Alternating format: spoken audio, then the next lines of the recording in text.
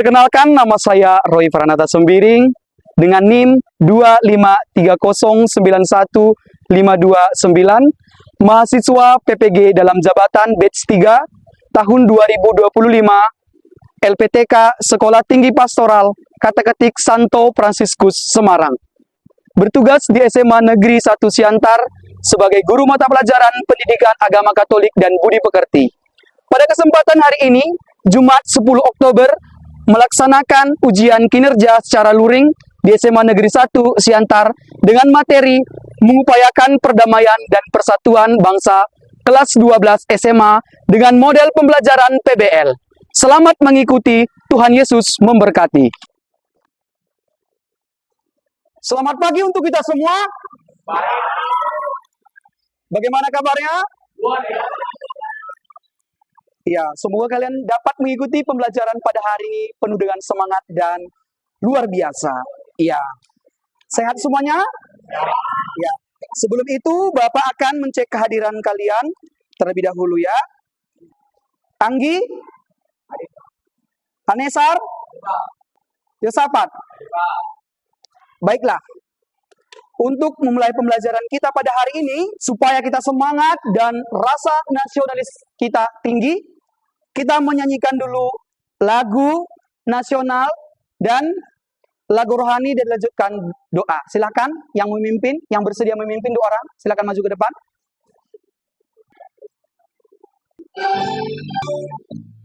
Dari Sabang sampai Merauke, Indonesia tanah air, Indonesia.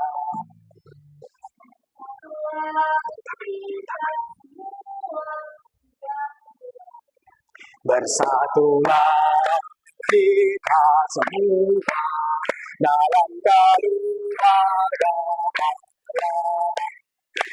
Kristus junjungan kita, pandu penunjuk arah. Jangan gentar dan jangan takut, Tuhan tetap besertamu. Sebelum kita melaksanakan pembelajaran ini, marilah kita berdoa dan mengatur Bapa segala berterima kasih dengan peraturan Yesus Kristus Tuhan kami. Karena Bapa dan Putra dan Roh Kudus. Terima kasih, silakan duduk. Baiklah, sebelum kita melanjutkan materi pembelajaran kita pada hari ini, siapa yang masih mengingat materi pembelajaran kita sebelumnya? Silakan, Enro. Keberagaman sebagai anugerah. Ya, keberagaman sebagai anugerah. Ya, apa yang kau ketahui tentang sebagai keberagaman?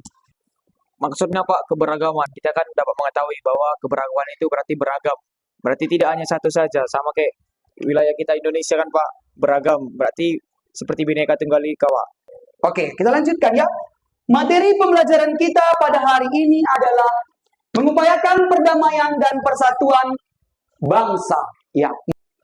Adapun tujuan pembelajarannya adalah yaitu supaya kalian mampu memahami makna perdamaian dan persatuan bangsa serta menghayati dan mewujudkannya dalam kehidupan sehari-hari ya. Supaya kalian mampu memahami makna perdamaian dan persatuan bangsa serta menghayati dan mewujudkannya dalam hidup sehari-hari.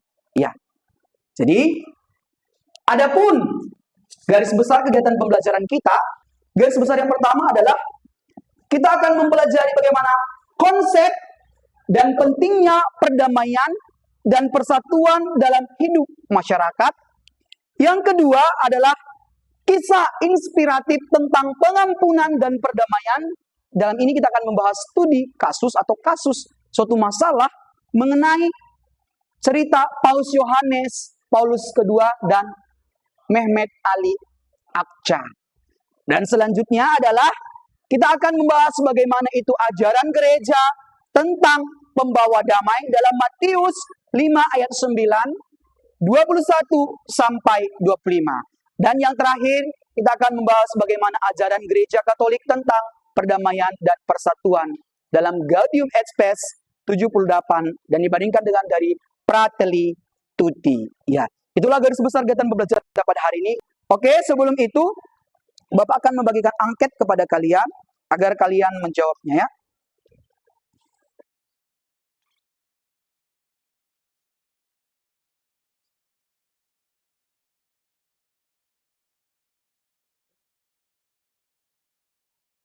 Oke, sudah selesai ya? Oke, silakan kumpul kembali. Marcel, silakan dikumpul.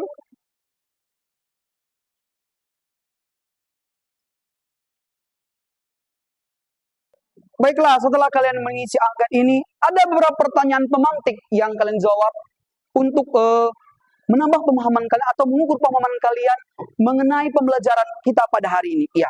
Pertanyaan yang pertama, apa itu damai menurut dirimu? Siapa yang menjawab? Silakan Marcel. Jadi Pak, menurut saya arti damai itu suatu kondisi di mana seseorang ataupun sebuah kelompok itu dalam kondisi normal di mana tidak ada konflik yang mengganggu kehidupan sehari-hari dari seseorang atau kelompok tersebut, Pak. Oke, masih ada? Oke, kita lanjutkan pertanyaan yang kedua. Pertanyaan kedua, di tengah keberagaman suku, agama dan budaya, tantangan masalah apa saja yang paling mengancam perdamaian dan persatuan bangsa kita saat ini? Ya, silakan. Yang paling mengancam perdamaian dan persatuan bangsa ini, Pak, untuk saat ini yaitu yang paling utama itu agama, Pak. Karena di Indonesia kan memiliki banyak agama yang beragam. Walaupun di sebagian daerah itu masih saja ada konflik-konflik yang terjadi seperti kurangnya intoleransi dari antara suatu tempat dan juga suku, Pak. Suku juga masih terjadinya perang-perang suku antar saudara ataupun perang suku antar suku lainnya. Oke, terima kasih. Masih ada? Tidak lagi? Oke, kita lanjutkan. Baiklah, setelah kalian menjawab dari beberapa pertanyaan itu sangat betul. Apa yang kalian katakan bahwa perdamaian itu sangat mengancam bangsa Indonesia. Selanjutnya, kita akan membahas suatu masalah yang ada di sekitar kita, bahwa pemimpin gereja kita juga pernah mengalami suatu masalah. Apa itu masalahnya? Kita lihat cerita itu, kita bisa buka buku kita di halaman 98. Cerita masalah itu mengenai kasus nyata yang berpotensi pernah mengancam perdamaian. Inilah cerita masalah yang kita bahas. Silakan, kita akan menyimak dan membaca cerita ini ya. Secara bergiliran akan membacanya satu persatu. Silakan dimulai dari Emilia. Aku memaafkanmu sahabat, aku mengampunimu. Pada tanggal 13 Mei 1981, dunia bergempar ke dalam penjara dengan penjagaan super ketat. Selanjutnya, dunia kembali dikejutkan dengan berita yang luar biasa, yang berusia 25 tahun. Aku memaafkanmu, sahabat. Aku mengampunimu. Mereka sangat polos. Saya merasa seperti paus bagi hewan-hewan liar di Istanbul. Pada tahun 2014, Mehmet mengunjungi Vatikan. Nama Tuhan yang dimuliakan penuh cinta, bukan penuh ketakutan. Baiklah, dari cerita ini merupakan ada suatu masalah yang harus perlu kalian pecahkan, ya. Saya ingin bertanya kepada kalian, ya. Bisakah kisah pengampunan yang luar biasa ini menjadi solusi bagi konflik-konflik di Indonesia? Dan berikan alasannya, ya. Bisakah? Silakan Yosafat. Karena setiap pengampunan itu, Pak, setiap pengampunan yang dilakukan tentu memberikan jalan keluar dari sebuah masalah, Pak. Konflik itu ibaratkan ada satu pihak yang memang dia mau mengaku kalau dia kalah, tapi demi kedamaian, Pak.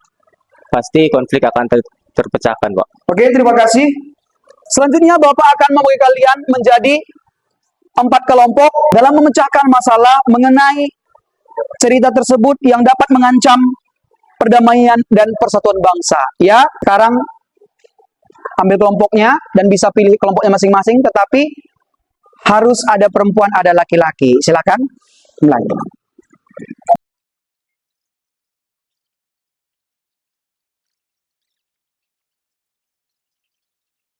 Oke, selanjutnya kita akan membahas bagaimana itu mengupayakan perdamaian dan persatuan bangsa dengan diskusi kelompok dan memecahkan masalah dari cerita kasus nyata kisah Paus Yohanes Paulus II dan Mehmet Ali Akça.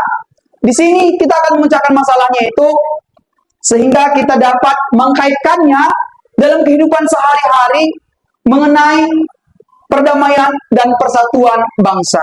Oke, Bapak akan memberikan beberapa pertanyaan atau analisis masalah kepada kalian untuk didiskusikan agar kalian dapat memecahkan masalah.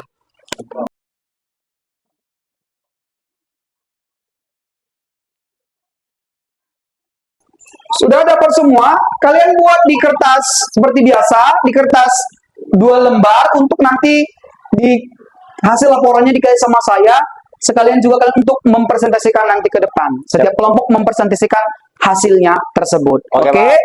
Sudah mengerti? Ada pertanyaan? Enggak ada, Pak. Kalau tidak ada, sekarang bisa dikerjakan. Oke, untuk mengerjakannya juga, kalian dapat mengerjakannya men-searching lewat internet, ya, mengenai memecahkan masalah tersebut.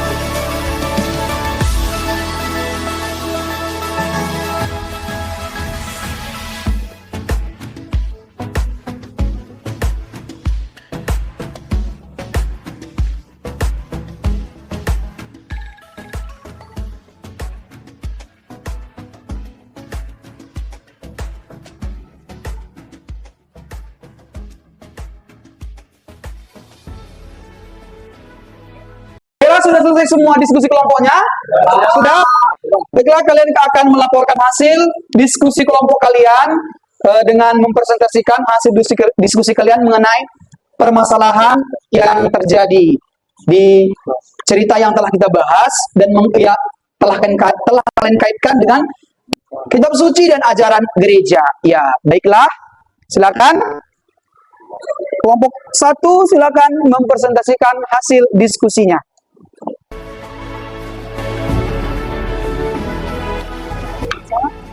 Kelompok yang lain bisa nanti menanggapi ya, dan harus ada juga pertanyaan dari setiap kelompok ya. Selamat pagi teman-teman. Selamat pagi. Baik, berdirinya kami di sini, kami akan mempresentasikan hasil diskusi kelompok kami. Kami dari kelompok 1, saya Mei Veronica Siboro. Saya Dr. Aruk, saya Mas Rino, saya Arman Rijal Tebulu.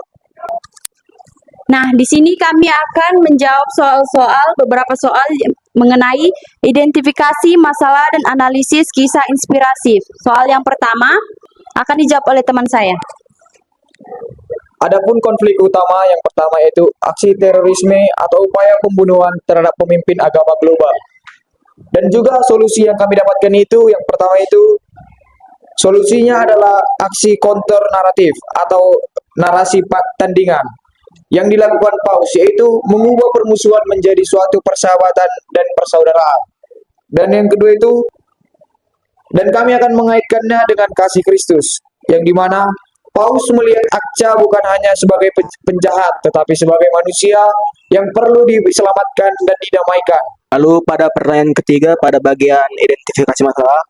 Nah, jadi teman-teman, contoh konflik atau ketegangan di Indonesia yaitu konflik atau perselisihan yang muncul di lingkungan sekolah atau kampus akibat perbedaan pilihan ketua atau organisasi yang sering berujung pada pengucilan dan perundungan verbal. Kunci solusi pengampunan sejati atas masalah ini yaitu melakukan inisiatif damai yang tidak menuntut balasan. Baik, langkah kedua yaitu analisis data teologi yang berkait dengan kitab suci. Diambil dari Matius 5 ayat 9 dilanjut 21 sampai 25. Yang kedua yaitu buah cinta kasih. Damai harus melampaui tuntutan hukum dengan kerelaan untuk berbagi dan menghormati sesama dalam semangat persaudaraan Kristiani. Baik, sekian dari presentasi kami. Apakah ada teman-teman yang ingin bertanya? Kami persilahkan. Oke, terima kasih waktu dan tempat yang diberikan kepada saya. Saya wakil dari kelompok 2 ingin membacakan pertanyaan kepada kelompok 1. Apakah kita akan berusaha menjadi pembawa damai dan dengan demikian mencerminkan kasih dan kedekatan kita dengan Allah? Baiklah, saya Endro akan menjawab pertanyaan dari kelompok 2, yaitu tentang apakah kita akan berusaha menjadi pembawa damai dan dengan demikian mencerminkan kasih dan kedekatan kita dengan Allah? Tentu saja iya. Karena dalam ayat Matius juga disebutkan bahwa berbahagialah orang yang membawa damai karena mereka akan disebut anak-anak Allah. Karena tindakan kita menunjukkan sifat ilahi dan identitas kita sebagai anak-anak Allah. Apakah jawaban kami diterima? Baik, akan kami tutup presentasi kami. Sebelum menutupnya, kami memberikan kata-kata bijak dari pembelajaran kita hari ini, yaitu ampunilah orang yang melukaimu selayaknya Tuhan memberikan pengampunan kepadamu. Sekian presentasi kami, terima kasih. Selanjutnya kita lanjutkan presentasinya pada kelompok 2. Kami persilakan untuk maju ke depan. Selamat pagi untuk kita semua. Kami dari kelompok 2 ingin mempresentasikan hasil kegiatan kelompok kami, yaitu tentang mengacu pada kisah Paus Yohanes Paulus II dan Mehmet Ali Akca. Pertanyaannya yang pertama, jawabannya yang dapat kami sampaikan yaitu polaritas politik atau konflik antar etnis, antar kelompok di media sosial yang sering berujung pada saling hujat dan pemutusan silaturahmi. Kunci solusi pengampunan sejati yaitu semangat pengampunan sejati menuntut kita untuk mengutamakan kemanusiaan dan persaudaraan di atas perbedaan atau luka yang disebabkan oleh konflik. Baiklah, sekian presentasi dari kelompok 2. Apakah teman-teman ada pertanyaan? Dipersilahkan. Sebelumnya, perkenalkan saya Marcel dari kelompok 1. Jadi kan seperti yang kita ketahui, kasus ini tuh kan udah terjadi lama, sedangkan sekarang kan udah beda banget tahun ini. Nah, jadi pertanyaannya saya, dalam konteks dunia modern yang penuh kekerasan dan dendam sosial, apakah pengampunan yang dilakukan oleh Yohanes Paulus II seperti itu masih realistis atau justru mungkin pengampunan itu masih lemah dalam mengatasi ketidakadilan di dunia ini? Baiklah, kami akan menjawab pertanyaan dari kelompok 1. Jawabannya, 1 dari sisi realitas sosial modern. Dalam dunia modern yang sering diwarnai kekerasan, persaingan, dan dendam sosial, pengampunan memang sering dianggap tidak realistis atau bahkan lemah. Bahkan orang lebih memilih balas dendam atau membalas setimpal karena ada dorongan ego dan harga diri yang tinggi. 2, jawabannya dari sisi nilai kemanusiaan dan moral. Namun bila dilihat dari sisi moral dan bentuk spiritual, pengampunan justru adalah bentuk kekuatan tertinggi. 1, butuh keberanian dan kedewasaan emosional. 2, pengampunan bisa memutus rantai kebencian. Sekian dari pertanyaan jawaban kami. Baiklah, sekian dari hasil presentasi kami. Terima kasih. Dari hasil presentasi kalian dalam pemecahan masalah yang terjadi di sekitar kita untuk mengupayakan perdamaian dan persatuan bangsa, telah kalian bahas bagaimana permasalahannya dan dikaitkan dalam kehidupan sehari-hari. Begitu juga dengan kaitannya dengan kitab suci dan ajaran gereja, bahwa ajaran gereja dan ajaran kitab suci sangat mendukung kita untuk membangun perdamaian dan persatuan bangsa agar terjadi kedamaian dalam kehidupan berbangsa. Terutama dalam bangsa Indonesia pada saat ini banyak sekali pertentangan-pertentangan. Oleh sebab itu kita harus mengupayakan perdamaian dan persatuan bangsa tersebut. Ya, untuk itu Bapak akan memberikan kalian beberapa pertanyaan untuk bahan evaluasi kita untuk dikerjakan, yaitu pilihan berganda.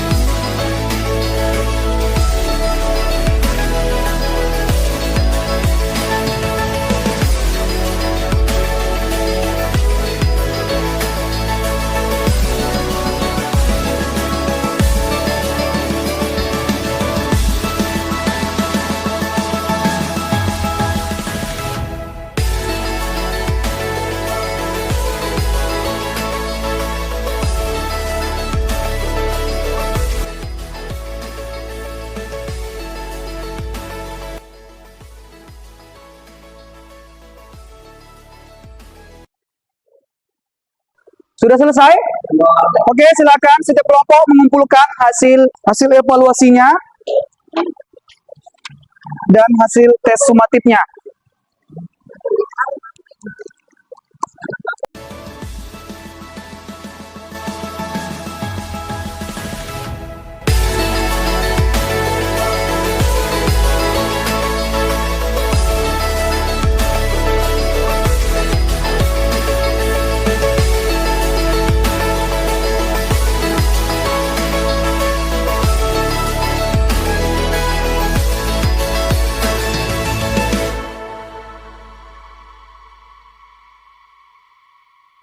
Baiklah, kita akan mengevaluasi bagaimana pembelajaran kita pada hari ini mengenai pemecahan masalah tentang cerita Paus Yohanes Paulus II yang mengancam perdamaian dan persatuan bangsa dan mengkaitkannya juga dengan ajaran kitab suci dan ajaran gereja.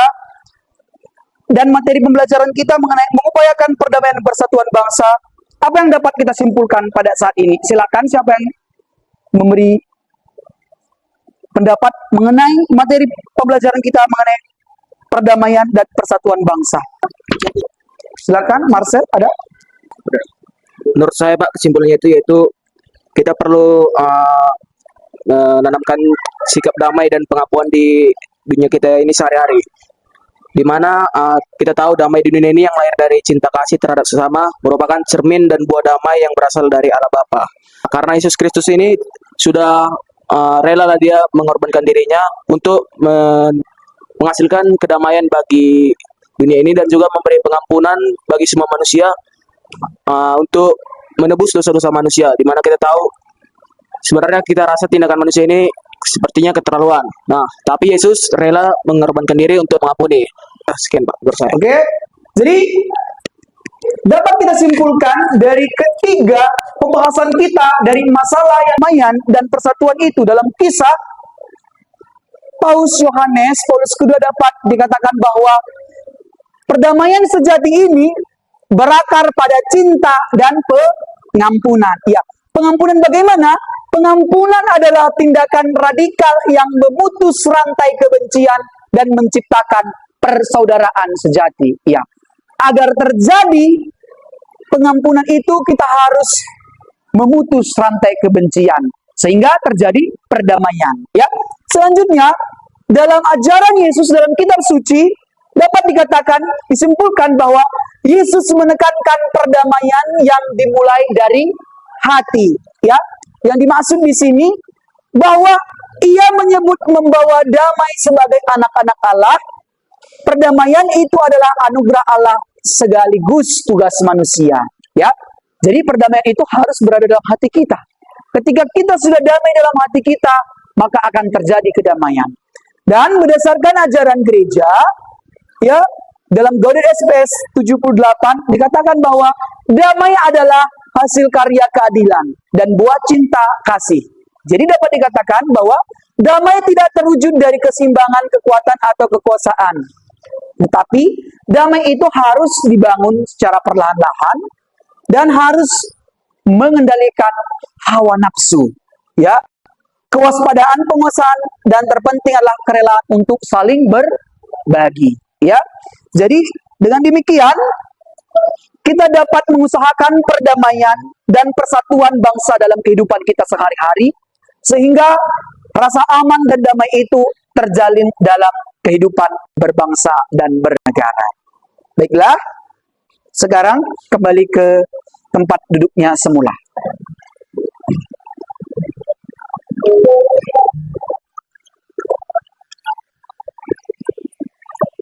Baiklah, untuk mengakhiri pembelajaran pada hari ini, Bapak ingin memberikan kepada kalian beberapa pertanyaan refleksi, ya.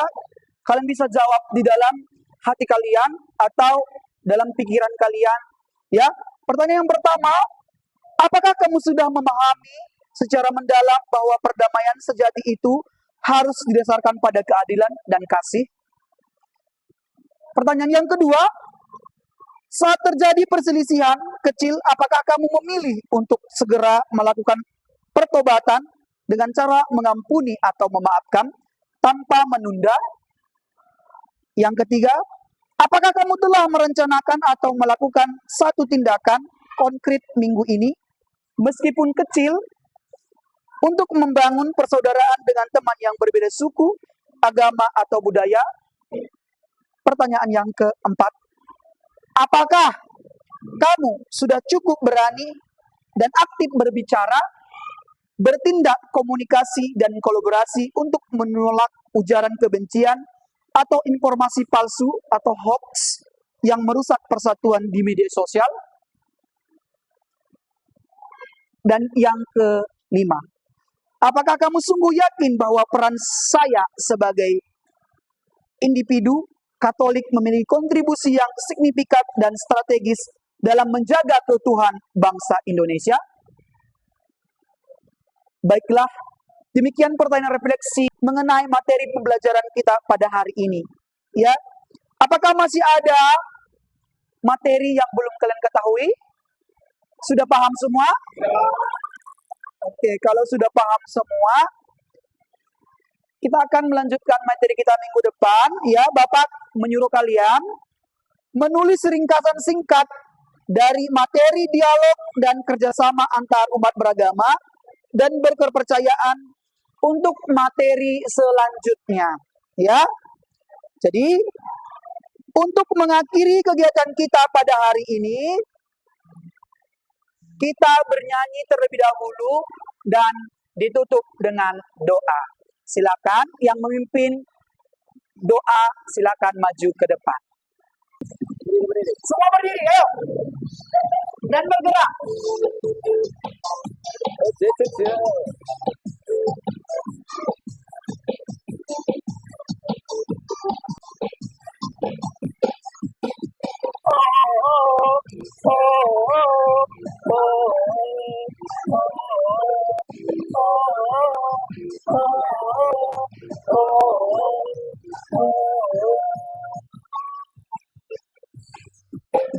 Di hati ini ada cinta, di mata ini ada cinta, di mulut ini ada cinta, di tangan ini ada cinta, lirik ke kiri beri cinta, lirik ke kanan beri cinta, geser sedikit beri cinta, beri cinta, cinta. Cinta Yesus yang ku bagi kau, aku dan kamu ada cinta, cinta luar biasa.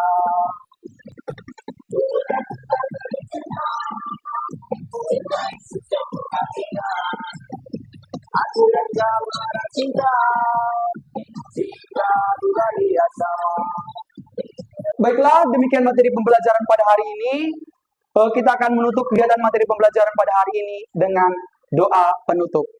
Sebelum kita pulang, mari kita mempersiapkan hati kita dalam nama Bapa, Putra, dan Roh Kudus. Amin. Allah Bapa Tritunggal Maha Kudus, kami tak henti yang untuk mengucapkan puji dan syukur kepada Bapa karena Engkau masih memberikan kami napas kehidupan hingga pada saat siang hari ini.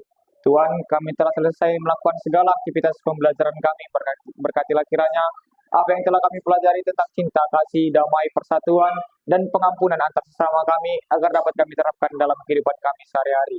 Banyak dosa yang kami perbuat, hapuskanlah itu supaya kami layak disebut sebagai anak-Mu. Amin doa kami melalui Yesus Kristus Juru Selamat kami yang hidup. Salam Maria, penuh rahmat Tuhan sertamu. Terpujilah engkau di antara wanita dan terpujilah buah tubuhmu Yesus. Santa Maria, Bunda Allah, doakanlah kami yang berdosa ini, sekarang dan waktu kami mati. Terpujilah nama Yesus, Bunda Maria dan Santo Yosef, Sekarang dan selama-lamanya. dalam nama Bapa, Putra, dan Roh Kudus. Amin. Terima kasih, silahkan duduk. Baiklah, demikian materi pembelajaran pada hari ini. Selamat pagi. Oke, silakan pulang.